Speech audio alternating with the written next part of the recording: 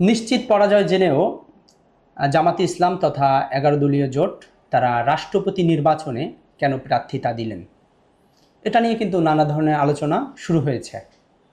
১১ দলীয় জোটের পক্ষ থেকে যেটা দাবি করা হচ্ছে যে গত ৩৫ বছর বাংলাদেশে কিন্তু রাষ্ট্রপতির কোনো নির্বাচন হয়নি এবং ৩৫ বছরের মধ্যে এবছরই প্রথম কিন্তু রাষ্ট্রপতি নির্বাচন হবে। অর্থাৎ বিগত দিনে যারা সরকারে ছিল তারা যাকে নমিনেশন দিয়েছে রাষ্ট্রপতি পদে বা যাকে তারা নির্ধারণ করেছে সেই কিন্তু রাষ্ট্রপতি হয়েছে। এবছরও হয়তো ব্যতিক্রম হবে না। বিএনপি তাদের যেহেতু সংখ্যাগরিষ্ঠতা আছে সংসদে, তারা যাকে চাবে সেই রাষ্ট্রপতি হবে। কিন্তু বাংলাদেশের সংবিধানের ৭০ নং অনুচ্ছেদ অনুযায়ী কোনো সংসদ সদস্য তার দলের বিরুদ্ধে গিয়ে কিন্তু ভোট দিতে পারবেন না।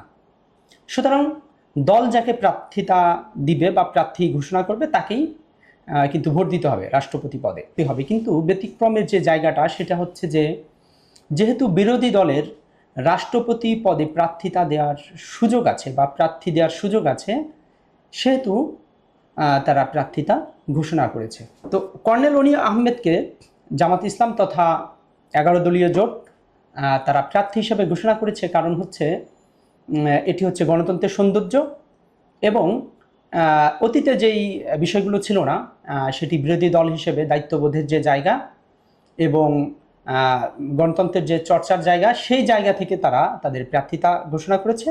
এমনটাই কিন্তু তাদের পক্ষ থেকে দাবি করা হয়েছে।